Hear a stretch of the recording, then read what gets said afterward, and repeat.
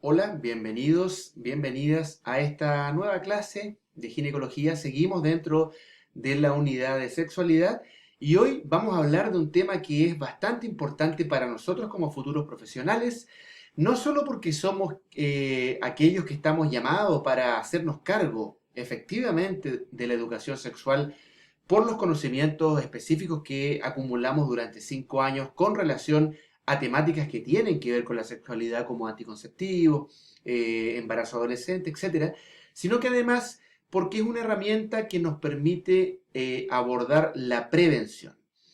Lamentablemente, la educación sexual ha sido muy manoseada por los distintos gobiernos de turno y no siempre se ha logrado implementar de la manera más adecuada, más correcta, aun cuando han habido estrategias, han habido intenciones que de alguna forma se han traducido en algunas pequeñas propuestas de trabajo, pero que no han logrado ser sistemáticas, que es lo más importante en la educación sexual. Por lo tanto, hoy comenzamos a hablar de este tema y partimos diciendo que es algo que normalmente se conversa, que es algo que normalmente sale en las reuniones de amigos, en los matinales, en los programas de televisión, pero siempre con un toque muy sutil, muy por encima. Normalmente todo lo que tiene que ver con sexualidad lo conversamos pero dentro de un contexto de humor, sacándole un poquito la seriedad al tema. Pero cuando corresponde hacerse cargo realmente de esto, no lo hacemos como corresponde. Si cada uno de ustedes hace el ejercicio de recordar cómo le hablaron de sexualidad en su propia casa, sus propios familiares, seguramente nos vamos a encontrar con situaciones cómicas, otras traumáticas, otras que no convencieron mucho, pero que de alguna manera u otra el tema fue abordado. Para bien o para mal, estuvo ahí. Sin embargo, existe también una cultura muy instaurada en nuestra sociedad donde la familia relega estos contenidos hacia el colegio, cuando debiese ser un abordaje compartido entre familia, sistema escolar, sociedad en su conjunto. Bueno, vamos a irnos dándonos cuenta a lo largo de esta presentación de que no siempre hemos abordado de manera correcta esta temática. ¿Cuándo nos damos cuenta que debemos afrontarla? Cuando nos aparecen los problemas. Y cuando digo problemas me refiero a todos aquellos que están de alguna manera vinculados al ejercicio de la sexualidad. Como por ejemplo, embarazos en escolares, disfunciones sexuales, abortos clandestinos, algunas infecciones de transmisión sexual, algunas de fácil resolución y otras más complejas, algunas incluso que todavía no tienen un tratamiento efectivo, sino que hay, en cierta forma, tratamientos paliativos, prostitución infantil, que sigue habiendo al día de hoy, violencia de género, que en cierta forma, y creámoslo o no, tiene algún sustento radicado en la educación sexual ineficiente con la que nosotros formamos a nuestros niños y niñas. ¿Cuál es la solución que nos han ofrecido los distintos gobiernos? Veamos.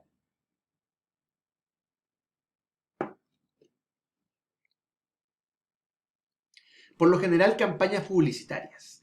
Por lo general, spot televisivos, radiales, afiches que de alguna manera están pensados en provocar algún tipo de reacción en las personas como para que se den cuenta que hay situaciones que deben ser abordadas. Pero más allá de esto no hay una sistematización de las estrategias. Estas son puntuales, son campañas que duran un tiempo. Cada uno de nosotros podrá tener una opinión respecto de estas campañas, si le impactan o no le impactan, si generan discusión o no generan discusión, o más allá de la polémica doméstica que crean al momento en que aparecen en pantalla o en radio o en redes sociales, no pasa más allá. Por lo tanto, si bien es cierto, el gobierno ha entregado información, lamentablemente información no es lo mismo que educación. La información está disponible, sin ir más lejos, cualquier persona que entre hoy en día a Internet o antes de la aparición de Internet iban a revisar un libro o una revista y van a encontrar la información. Pero la información no es educación. Eh, Ejemplo, sin ir más lejos, hace unos años salió el libro de las 100 preguntas sobre sexualidad adolescente, un libro bastante rupturista que usó un lenguaje cotidiano, un lenguaje cercano a los jóvenes, no tan científico para que lo pudieran entender bien. Se recopilaron varias de las preguntas que normalmente los jóvenes hacen en las sesiones de sexualidad, en las charlas de sexualidad, en las clases de sexualidad cuando se imparten. Se recopilaron en este libro y se pusieron a disposición de los mismos jóvenes para que se, entre comillas, educaran con este libro. Una de las tantas preguntas que aparecían en el libro la pueden ver ahí. Entonces, ¿qué importancia podían tener todas las preguntas que aparecían? ¿O de qué manera estaban planteadas para ver si realmente tenían un impacto en educar sexualmente a los jóvenes? Tratar de llegar a su lenguaje no significa que pongamos las cosas en términos de liviandad en la cual no se tomen en serio la información que se está dando. Esta es otra imagen extraída del mismo libro. Si ustedes se fijan, aparecen un par de glúteos y dice, por ahí no hay riesgo de embarazo. Sí hay riesgo de contagiar ITS. Si lo analizamos técnicamente, la información es real. A través del sexo anal no hay riesgo de embarazo, a no ser que, de acuerdo a la posición sexual, si es que la mujer está boca abajo, el hombre encima, el contenido seminal lograra extravasar los límites del ano o del recto y pasar a la vagina, sí se podría dar un embarazo. Pero eso no lo vamos a explicar en esta imagen tan sencilla y tan acotada. Entonces aquí es bastante claro el mensaje. Por ahí no hay riesgo de embarazo. Sí hay riesgo de contagiar ITS. ¿Qué creen ustedes que les queda? Porque si esto lo analizamos desde el punto de vista del diseño gráfico, dicen los teóricos del diseño que el primer mensaje que queda es el que uno lee primero. Por ahí no hay riesgo de embarazo. Entonces imagínense el mensaje que le está quedando a los jóvenes. Mensaje que se transmite o que se traduce en conductas. Fíjense, jóvenes optan por sexo anal para prevenir embarazo y disparan los casos de VIH. Eso explica la alta incidencia que hemos tenido de no solamente de VIH, sino que de gonorrea y de sífilis en población de 15 a 19 años, que antiguamente no se veían tasas tan altas, sino más bien en población adulta mayor de 35, la gonorrea y la sífilis. Hoy la vemos en jóvenes. Esta podría ser una de las posibilidades. Para evitar el embarazo, están experimentando otros juegos sexuales bastante avanzados. Todas estas son informaciones extraídas de la prensa. Aquí fíjense, lo remarco con rojo porque dice, una encuesta realizada a 1.101 adolescentes y adultos jóvenes mostró que un 37, un 24 y un 10% respectivamente considera que el sexo oral, el sexo anal y el sexo vaginal son prácticas de abstinencia.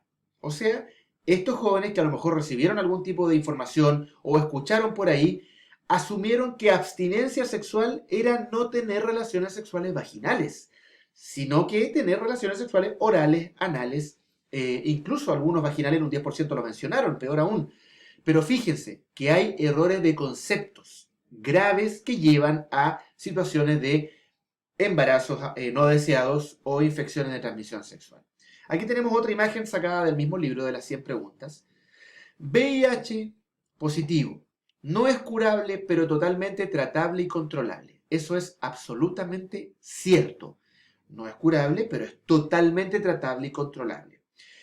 Es probable que la forma en la que se entregue esta información no genere un impacto, sino que genere una sensación más de simpatía, un dibujo amistoso, una persona feliz, que en realidad no tiene por qué estar triste, ni enfermo, ni fenotípicamente enfermo, un portador de VIH, o más bien, si usamos el lenguaje correcto, una persona viviendo con VIH. Pero el mensaje que al final estamos dejando es de no se preocupen, que esto es tratable y controlable. Entonces, los mismos avances que hemos dado en materia de superar la pandemia, que en algún momento fue una pandemia terrible en los años 80 del VIH, hoy en día es una enfermedad crónica con la que cualquier persona puede vivir. Pero la idea no es que bajen la guardia y finalmente adquieran el VIH. Esa no es la idea. Por lo tanto, este mensaje hay que ver hacia dónde nos está enfocando. Este juego fue un desafío que se dio por internet, o sea, se conoció por internet. Tenía que ver con personas que se juntaban, tenían relaciones sexuales sin conocerse todas, y una de ellas era una persona viviendo con VIH. Por lo tanto, esa persona de alguna forma transmitía el VIH a otros que estaban dentro de este juego. Se llamaba la ruleta rusa del SIDA, fue popular en Europa, por suerte no llegó hasta nuestras tierras. Pero esto es importante, la gente, los jóvenes, no le tienen miedo al SIDA, que en realidad no hay que tenerle miedo, pero sí hay que seguir previniendo, y para eso tenemos que seguir llegando con educación efectiva, si no, estas cifras se nos van a escapar de las manos. Esta idea que tiene que quedarnos para la reflexión, los avances en materia de manejo farmacológico del VIH-Sida han hecho pensar a las nuevas generaciones que la pandemia está controlada, cuando en realidad está muy lejos de serlo. Entonces, si tenemos información, pero la información no está provocando el impacto preventivo que queremos, ¿qué es educación propiamente tal? Primero tenemos que decir que es un proceso, no es entregar una información en forma única o un par de veces en forma aislada. Es un proceso que requiere socializar, requiere concientizar cultural y conductualmente. O sea, educar implica cambiar conductas. Se materializa a través de la adquisición de habilidades y valores que van a producir cambios en el individuo, tanto intelectuales, emocionales y sociales. O sea, va a adquirir habilidades. Va a aprender a gestionar el riesgo, si lo llevamos este concepto de educación a la educación sexual. ¿Qué busca este proceso? Estructurar el pensamiento, buscar formas de expresión. Si lo llevamos a la sexualidad, estamos buscando que la persona entienda que hay riesgos, que lo piense 2, 3, 4, 5 veces antes de incurrir en una relación sexual no protegida, para saber que está actuando de la manera correcta. Y si va a tener la relación sexual, que ocupe métodos que lo protegen, particularmente los métodos de barrera como el condón para pene o condón para hombres y el condón para vagina o condón para mujeres, ¿ya? Métodos de barrera que en el fondo protegen tanto del embarazo como de las infecciones de transmisión sexual. Otro aspecto clave en un proceso de educación es la evaluación. Si no evaluamos, no sabemos si la persona adquirió o no las competencias que pretendemos que desarrolle. Por eso que es importante evaluar, medir impactos. Evaluación nos permite medir el resultado, que podría traducirse en adquisición de nuevos conocimientos para el individuo que recibe la educación, y también nos permite medir el impacto, que eso se ve a mayor plazo porque tiene que ver con los cambios conductuales que nosotros esperamos que se logren. ¿Por qué tenemos que hacer educación sexual? Ahora que ya sabemos qué es la educación. Hay evidencia científica y eso es algo que nos respalda a nosotros de manera gravitante. Si no tuviéramos esto medido científicamente, estaríamos hablando de más. Pero en este caso ya está absolutamente estudiado en varios lugares del mundo que aumentan los conocimientos, que mejoran las actitudes en el ámbito de la sexualidad, que se retrasa la edad de inicio de las relaciones coitales en aquellos que aún no las han iniciado, que disminuye significativamente la tasa de embarazos y de abortos clandestinos.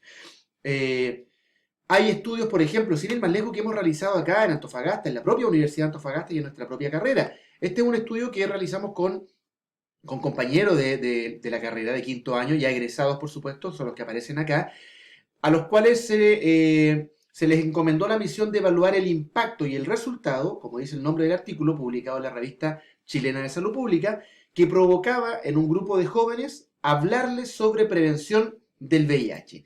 El estudio, tal como sus resultados arrojaron, mostró a través de 70 estudiantes de 14 y 15 años que fueron evaluados con un cuestionario, luego se les hizo un taller sobre VIH-Sida y luego se volvió a evaluar con el mismo cuestionario. Los resultados indicaron que mejoraban los conocimientos sobre VIH, porcentajes que aumentaron de 17 a 72%, por ejemplo.